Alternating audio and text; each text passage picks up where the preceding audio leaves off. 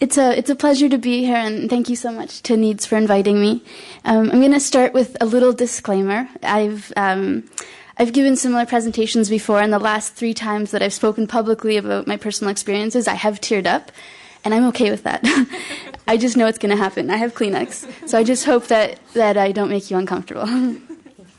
So, in my presentation today, I will talk about my life as somebody who is both chronically ill and chronically busy.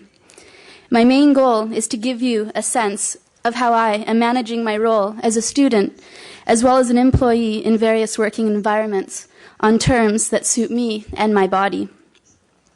Hopefully, some of what I say will be useful to you in your academic and professional pursuits. I would like to begin by telling you a little bit about my life with a chronic illness called lupus. Lupus is an autoimmune disease that is characterized by inflammation in various parts of the body. There are different types of lupus, but the kind I have, systemic lupus erythematosus, affects, or has the potential to affect, the tissue in all of my major organ systems. I've already had my fair share of hospitalizations because of lupus, but what has impacted my life more than these periods of flared disease activity has been the challenge of making my life work around, or with, the unpredictable and largely invisible nature of my symptoms. Whether caused by the disease itself or by the side effects of my medications, symptoms like chronic pain and fatigue make it difficult for me to plan a day. In fact, if there's something I'm scared of in this world, it is making a commitment. Whenever I agree to do something or be somewhere at a particular moment, I immediately start to regret it. What if I don't feel well that day? What if going makes me sick? What if I'm too tired to stay the whole time? What if? In the past, I would commit to things reluctantly and suffer through the what-ifs on my own by keeping the realities of my life with chronic illness quiet. I suppose I wanted to pretend, or at least have other people believe, that living with a body like mine is not that big of a deal. But it is, and by finally coming to a point where I can make that statement openly, things have begun to change. Mainly, I have come to realize that living with an unpredictable body requires that I treat those what-ifs as real, but on terms that are less catastrophic. What I mean is that while I commit to things like jobs and volunteer work or a doctoral degree, I work knowing, I do this knowing full well that pain and fatigue will likely, even inevitably, affect my participation in these activities. I know this is a no-brainer, given the fact that lupus is chronic, but the hard part for me anyways, is to say that this is okay. I'm reluctant to call this an acceptance of my illness or my limitations, because I don't think that is an adequate description of my experience. Last week, when I had to miss 2 days of school because of a trip to the emergency room, I was certainly not okay with having lupus.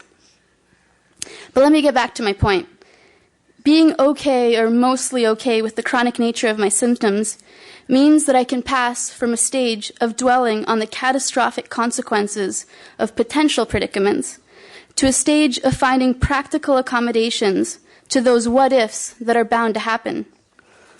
These accommodations are nothing you've never heard of before, but for whatever it's worth, I'm going to review the ones that seem to be working in my life right now. The first of these has to do with continuing along with graduate-level studies. Unlike my years as an undergraduate student, I now have a considerable amount of control and flexibility with regards to how I organize my everyday working schedule. Since I do not necessarily have to be on campus to research or to write, I can easily work from home when I'm too tired or sore to travel. Sneaking in naps becomes less of a hardship as well, since my bed is right there whenever I need it. This can also be a dangerous thing, because if my bed is there, I will nap. So, the other thing about graduate school is that I work closely with a committee of professors, in my case 3 individuals who I chose myself, on a one-to-one basis. This intimacy facilitates opportunities for my professors to get to know me better as a student and the challenges I face as a result of my health. This is not so easy in a class of 300 or even 30 students. My willingness to share some of the details of what I go through on a daily basis has been helpful in this respect. When a biopsy in November of 2007 revealed a significant amount of inflammation in my kidneys, I was quick to tell my professors that the upcoming months would not be easy for me. My doctors put me on a rigorous course of immunosuppressives to tackle the inflammation, but this treatment came at great cost to my physical and mental health. If you've ever been on 50 milligrams of prednisone for an extended period of time, you know exactly what I'm talking about.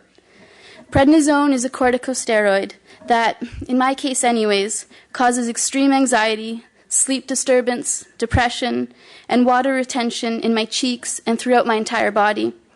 It's a no-fun medication, and by keeping my professors in the loop, I received the support and accommodation I needed to get through the most intensive part of my treatment. I follow a similar approach with my peers. Graduate school is often characterized as an isolating experience because students tend to work independently on their own research projects. What keeps most students connected to the real world are the social interactions they have with their peers.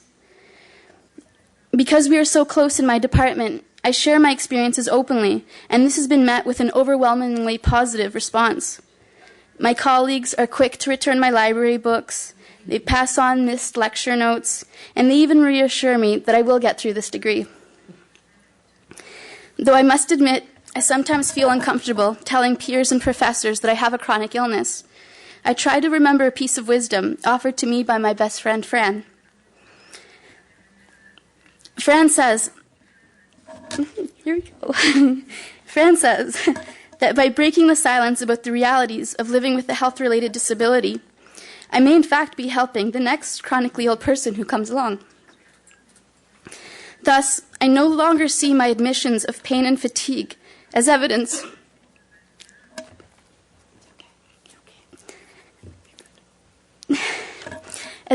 of weakness or vulnerability. I kind of do still sometimes, so that's the hard part. Instead, I reframe these admissions in my mind as radical political acts. Okay. Excuse me. Now, I've spoken a little bit about my experiences in graduate school, but I do have responsibilities beyond those attached to my role as a student. In order to pay for my tuition, the expenses related to my daily living, and any additional costs associated with my medications, I maintain steady employment alongside of my studies. Though there are grants and fellowships available to graduate students, these are quite competitive, and I've not yet managed to secure one that will support me over the long term. I am very grateful for the Equity Through Education Scholarship. That really helped me out that year. Financial aid is an option for me, but I've become wary of adding to what has become an already hefty student debt. So my alternative is to work, and I'm fortunate to have found jobs that directly contribute to my personal and professional development. In total, I work a little under 25 hours a week between my jobs as a teaching assistant in anthropology, a mentor for the McGill Office for Students with Disabilities, and my most recent position, it's been about 2 weeks now, with a KEPS. You may now understand why I titled this presentation Chronically Ill and Chronically Busy. So to those sort of 25 hours, you add all the writing and the reading and thinking I have to do, which is a lot. So when trying to balance work with school, I do my best to remember that above all else comes my health. I try to respect how my body is feeling on any given day, and then I plan that day accordingly. If there's more pain or fatigue than what I'm used to living with on a regular basis, then I start troubleshooting. Perhaps I will switch my office hours with another teaching assistant, or I will speak with the student I mentor for the Office for Students with Disabilities on the telephone instead of in person. I have yet to figure out how to accommodate a sick day at a KEPS, but one of my bosses is here today, so perhaps we could talk about this at the end of my presentation.